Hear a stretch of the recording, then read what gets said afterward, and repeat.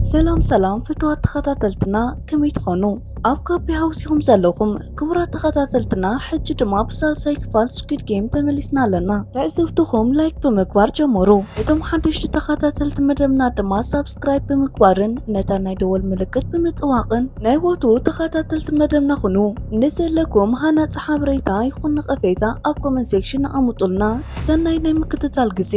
ኣብ ናይ ትማሊ መደብና ስኩዊድ ጌም ሲያንግ ኣብ መወዳእቱ ምስቲ ጸሊም ማስክ ዘዘውትር ሰብ ኣብታ ጻዕዳ ሊሞዚን ከም ዝተዘራረበን እቶም ነታ መኪና ዝከታተሉ ዝነበሩ ሰማኻይን ድማ ጎማታት ናይ መኪናኦም ተሃሪሙ ከም ዝተረፉን ንሱ ድማ ኣማራት ስለ ዘይነበሮ ነቲ ካልኣይ ፕላና ጀሚሩ ናብቲ ጸወታ መለሱን ኢልዎም ንሶም ድማ ብሓሳብ ተሰሚዖም መደቀሲ ጋዝ ነፊሖም ከም ዘደቀስዎን እታ ሰራሕተኛ ኮርያዊት ድማ ምስቶም ቀይሕ ኮምፕላሲን ዝኽዳኑ ኣባላት ስኩዊድ ጌም ብምዃን ናብቲ ጸወታ ክትውሰድ ከላ ርኢና ነርና። ሕጂ ድማ እቶም ሲያንግ ዝቆፀሮም ሰባት በዓልቲን ሁንሁ ሲያንግን ነታብ ናይ ስኒ ሲያንግ ዝተገጠመ ጂፒኤስ ብምክትታል ሲያንግ ኣብቲ ባሕሪ ከም ዘሎ ክፈልጡ ከኣሉ። በስ ድማ እዞም ሰባት ናብቲ ጸወታ ይወስድዎ ማለት እዩ። ስለዚ ናብኡ ኣትዩ ቅድሚ ግዳይ ምዃኑ ቀልጢፍና ክነድሕኖ ኣለና ብምባል ኣብቲ ካፒቴን ኣርክጅዎም ብምኻድ ብጃልባ ናብ ደሴት ኣምርሑ። ሲያንግ ድማ ንጽባሒቱ ሃለዋቱ ዝፈለጠሉ እዋን እቲ ናይ ስኩዊድ ጌም ደርፊ ክሰምዕ ጀመረ። በዚ ድምፂ እዚ ድማ እንዳሰንበደን ኣብቲ ናይ ስኩዊድ ጌም መደቀሲ ክፍሊ ከም ዘሎ ክግንዘብ ከኣለ። እቲ ዝተዋሃበ ቁፅሪ ድማ 456 ከም ዝኾነ እንዳረኣየ ከሎ ኣብ ጥቑኡ ዝነበረት ቁፅሪ 044 ዝተዋሃባ ኣፍጢጣ ድሕሪ ምርኣያ ናብኡ ብምፅጋዕ ስቒለ ክሪእካ ከለኹ ነብስኻ ዕረፍቲ ዘይብላን ጭንቕትን እያ ትመስል። ኣብዚ ቦታ ዝመፀኻሉ ድማ ዝቐተልካዮምን ዘሸገርካዮምን ሰባት ስለ ዘለው ንዕኦም ኢልካ ኢኻ ከምኡ ይረኣየን ኣሎ ብምባል ብናይ ሞያ ኣጥንቁልና እንዳተዛረበት ካብዚ ቦታ እዚ ምስ ወፃና ክሕግዘካ ይኽእል እንዳበለቱ ከላ ብዙሕ ከይፀንሐ እቶም ቀይሕ ክዳን ዝኽደኑ ኣባላት ስኩዊድ ጌም ተኸታቲሎም ናብቲ ኣዳራሽ ውሽጢ ኣተዉ። ቀፂሎም ነቶም ሓደሽቲ ተፃወቲ እንኳዕ ብድሓን መጻኹም ብምባል ኣብ ዝመፅእ 6 መዓልታት 6 ጸወታ ክነሳነድ ኢና ነቲ ጸወታ ዝተዓወተሉ ሰብ ድማ ብዝሕ ዝበለ ገንዘብ ክሽለም ይበልዎም። እቶም ተጻወቲ ድማ ነዚ ምሰምዑ ንምንታይ ደኣ ሃለዋትና ኣጥፊእና ከም ንመፅእ ጌርኩምና ንስኹም ከ ንምንታይ ኹም ማስኬራታ ጌርኩም ዘለኹም ንዓና ኸ ንምንታይ ነዚ ጌርናዮ ዘለና ክዳን ኣኽደንኩምና ብምባል ዝተፈላለየ ኣብ ጥርጣረ ዝእትዎም ሕቶታት ይሓቱ ኣለዉ። ነቲ ጸወታ ብስነ ስርዓት ከነካይዶ ስለ ዘለናዩ ከምኡ ጌርና ዝብል መልሲ ምስ ተዋሃቦም ድማ ሓደ 333 ቁፅሪ ክዳን ዝተዋሃቦ ሰብ ናብ ቅድሚት ብምውፃእ ሓራይ ንዓይ ቴሌፎን ይሃቡኒ ቸክ ክገብር ደለለኹ ማርኬት እንተወርድለይ ማዕረኽ እንደይሰልቕ ኢንቨስት ከም ዝገበርኩ እኳ ኣይትፈልጡን ኢኹም ስለዚ ሕጂ ቴሌፎን ይሃቡኒ ብምባል ብነትሪ ይዛረብ። እቶም ቀይሕ ዝተኸደኑ ኣባላት ድማ እቲ ጸወታ ምስ ተወድአ ናይ ኩሎም ንብረት ክንመልሰልኩም ኢና ምስ በልዎም እቲ ቁፅሪ 333 ስቕ ክብል ስለ ዘይከኣለ ሊም ጁሊ ብምባል ብሽሙ ፀዊዖም ዕድሜኻ 30 እዩ ቅድሚ ሕጂ ዩቲብ ቻነል ነርካ ንሳብስክራይብካ ድማ ኣብ ሓድሽ ዝመፅእ ክሪፕቶ ኢንቨስት ግበሩ ኢልካ 15.2 ቢልዮን ሰልዲ ከም ዝኸስሩ ጌርካ ቻነል ካዕፂኻ ዝጠፋኻን ኣስታት 1.8 ቢልዮን ዕዳ ዘለካ ገበነኛ ኢኻ ብምባል ኩሉ ምስጢሩ ብዝርዝር ነጊሮም ዝቐበልዎ። ነቶም ካልኦት ስቕ ምባል ዝኣበዩ እውን ብተወሳኺ ዘለዎም ዕዳን ገበንን ብምግላጽ ብዝርዝር ምሳስማቶም እንዳነገሩ ከሸማቕቕዎምን ንዕዘብ። ዳርጋ ብዙሓት ካብቶም ተጻወቲ ብቢልዮን ዝቑፀር ዕዳ ከም ዘለዎም እንዳተዓዘብና ድማ ናይ ሓደ ሰብኣይ ግን ዝበኣሰ 10 ቢልዮን ዋን ዕዳ ከም ዘለዎም ዝተነገረ ኩሎም ተጻወቲ ተገሪሞም ናብ ቁፅሪ 100 ክዳን ዝተዋህቦ ሰብኣይ ተጠዊዮም ረኣይዎ። ንሱ ድማ እንዳዓገርገረን ብሕርቃንን ክሳብ ክንድዚ ክትልቅሑ ሃፍታማት ክትኮኑ ነይርኩም ንድኻታት ደኣ መን የለቅሖም ብምባል ነቶም ዝተገረሙ ተጻወቲ ከግባዕብዐሎምን ገበኑ ክሽፍንን ከሎ ንዕዘብ። እቶም ቀይሕ ክዳን ዝተኸደኑ ሰባት ድማ ኩልኹም ኣብዚ ዘለኹም ሽግረኛታትን ጽጉማትን ኢኹም ስለዚ ነዝተዳሊልኩም ዘሎ ዕድል ተጠቂምኩምን ነዚ ጌም ተጻዊትኩምን ካብ ሽግርኩም ክትናገፉ ትኽእሉ ኢኹም እንተዘይደሊኹም ግን ካብ ሕጂ ጀሚርኩም ንፀወታ ክትቋርፅዎ ትኽእሉ ኢኹም ብምባል ነገርዎም። ሲያንግ ድማ ኣብ ድሕሪት ኮይኑ እንዳሰምዐ እንዳተዓዘበን ነቲ ብትሕቲ ስኑ ዝተቐበረ ጂፒኤስ ኣሎን የለን ቸክ ይገብር። በዓልቲ እውን ድማ ነቲ ጂፒኤስ መርሖም ዘለዎ ቦታ እንዳተኸተሉ ኣብ ጉዕዞ ከም ዘለዉ ንዕዘብ።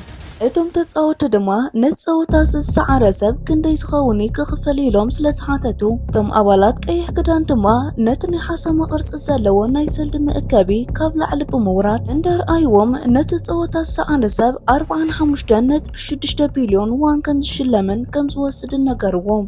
ብተወሳኺቶም ተጻወቲ ብብዝሓት ናይ ሰልዲ እንዳተገረሙ ዝጸወታ እዚ ቅድሚ ሕጂ ዘይተገበሩ ነገራት ክንገብር ኢና እንዳበሉ ሓደ ጸወታ ምስ ተጻወትኩም ኣብ ዝቕጽል ክጻወት ዘይደሊ ወይ ኣብዚ ጸወታ ዝክሳተፍ ዘይመርጽ እንተሃልዩ ብምርጫ ይኸውን።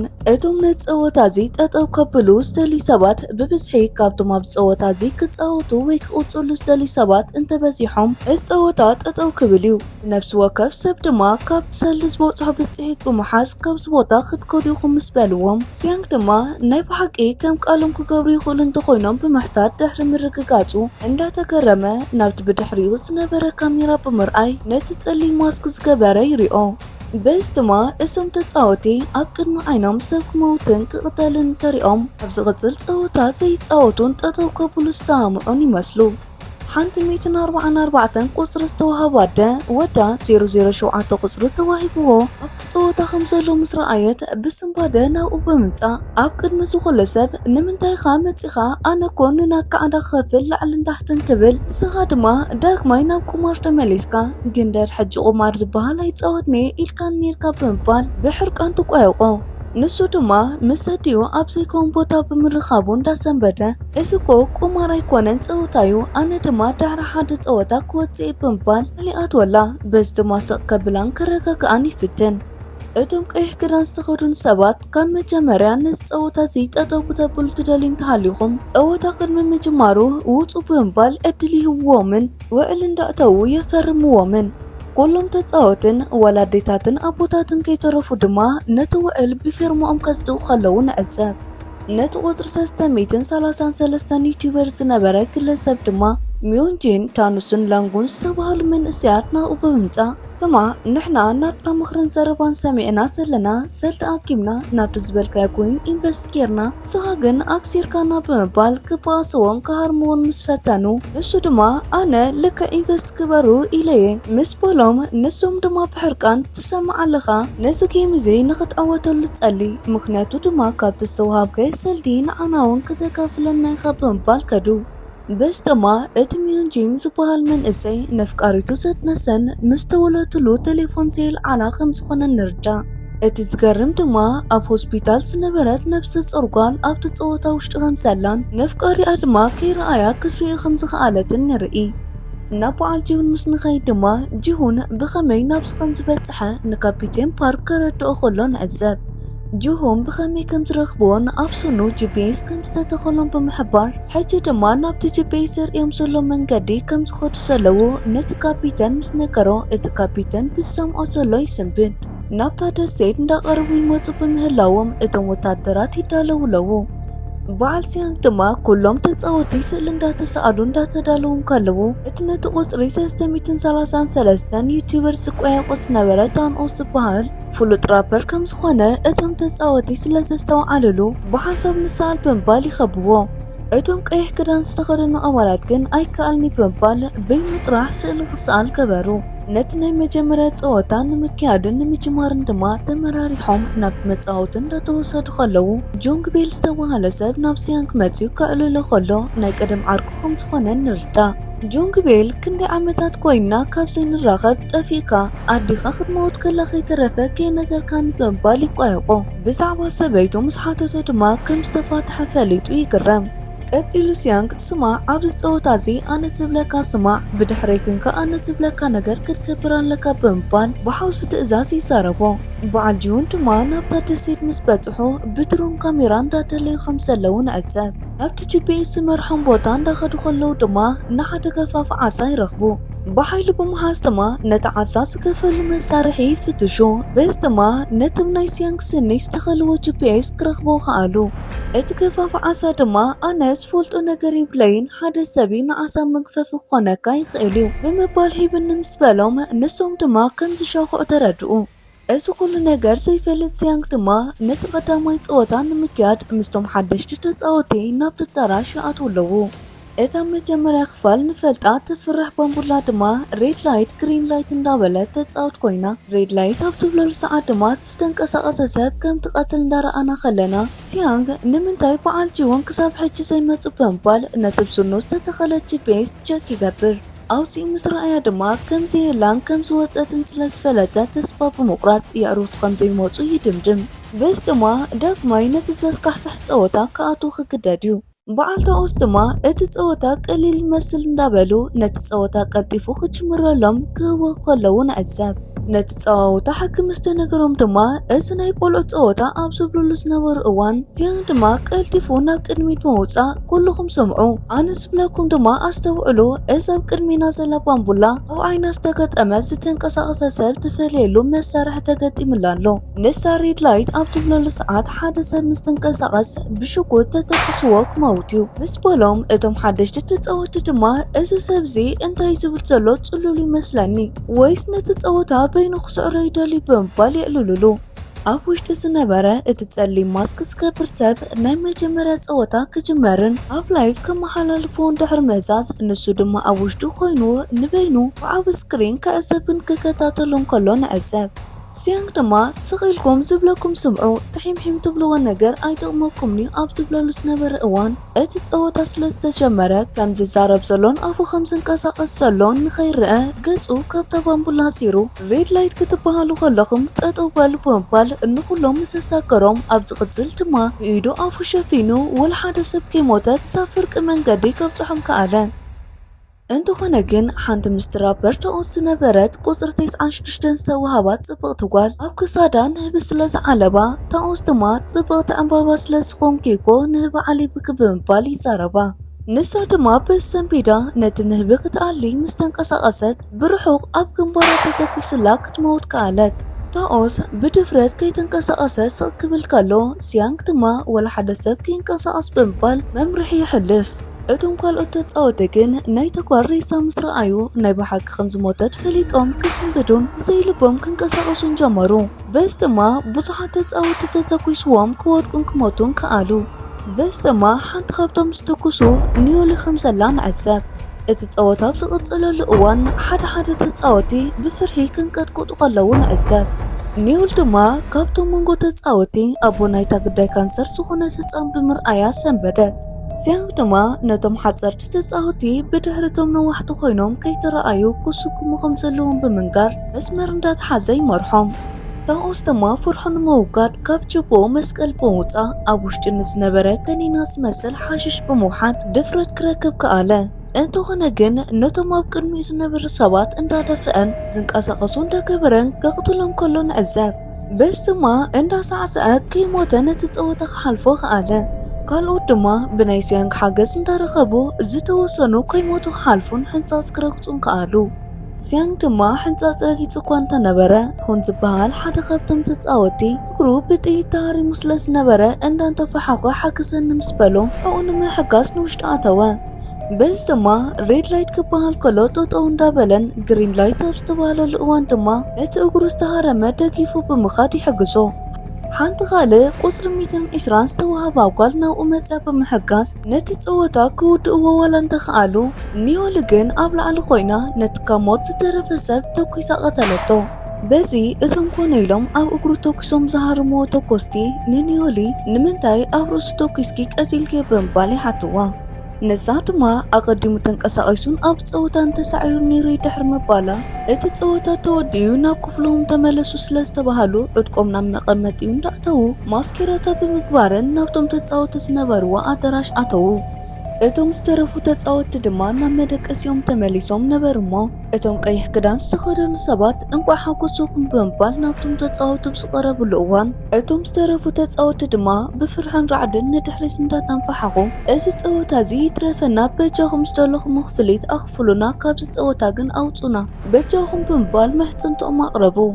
እቶም ኣባላት ድማ ንሕና ንዓኹም ኢልና ኢና ነቲ ፀወታ ዝነካይዶ ዘለና ኣይንደልን እንተኢልኩም ግን ንሕና እውን ድምፅኹም ክነኽብር ኢና ምስ በልዎም ሲያንግ ድማ እወ ብመሰረት ዓንቀጽ 3 ናይ ፀወታ ሕጊ ምርጫ ይካየድ እቲ ዝበዝሐ ሰብ ጠጠው ይበል እንደመሪፁ ድማ ጠጠው ይበል ብምባል ርእይቱ ወሃበ።